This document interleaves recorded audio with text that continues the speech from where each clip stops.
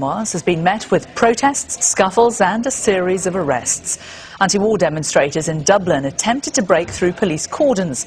Eggs and shoes were also thrown at the former Prime Minister. Mr Blair escaped unscathed, despite one woman attempting to conduct a citizen's arrest.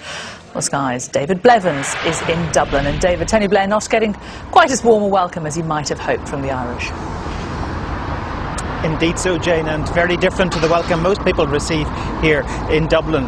But then it's not every day that a former Minister turns up on the streets of the Irish capital. Anti-war demonstrators simply could not believe that the city's historic O'Connell Street had been sealed off to accommodate Tony Blair. He managed to avoid their makeshift missile, escaped the wrath of one very determined protester. She got a signed copy of his book, which she plans to burn, and he got more than he bargained for.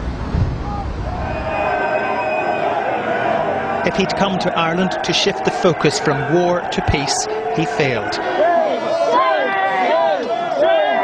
Anti-war protesters clashed with police as Tony Blair arrived at a city centre bookstore. I think he has to be held to account for the dead people in Iraq and for the lies that he told that justified the war that killed those people. Angry scenes outside explain stringent security inside, but one protester managed to breach the cordon. She got dangerously close to the former Prime Minister before attempting to make a citizen's arrest. Well, as soon as I got up there and I met who was running right in front of me, I said, "Mr. Tony Blair, I'm here to make a citizen's arrest you for war crimes." I didn't get to say very much else because I was immediately grabbed by 5 security men and dragged away. I cried out, "There's at least 500,000 dead in Iraq.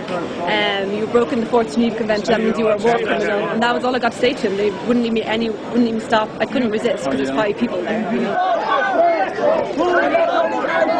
The scuffles will not have surprised Tony Blair, according to one of his former ministers.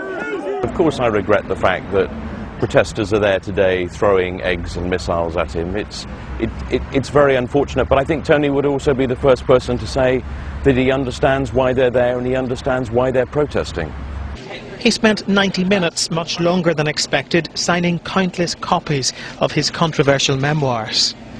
The fact that there's an orderly queue of people on one side of the building to meet Mr Blair and a disorderly protest on the other vividly reflects his legacy. Commended on one hand for securing peace in Northern Ireland, but condemned in equal measure for declaring war in Iraq. So Tony Blair has hit the road. The book tour is officially underway. If security here was any indication of public sentiment, it could be quite the journey. In an interview with Ireland's state broadcaster RTE, Tony Blair said Northern Ireland was very important to him and he was very proud of what had been accomplished there. But despite his best efforts, it is the war and not the peace that is dominating the headlines today. And I suspect that will continue to be the case when he makes his next public appearance. That's in London on Wednesday. And following that breach of security today, there's got to be all sorts of concerns among his security team.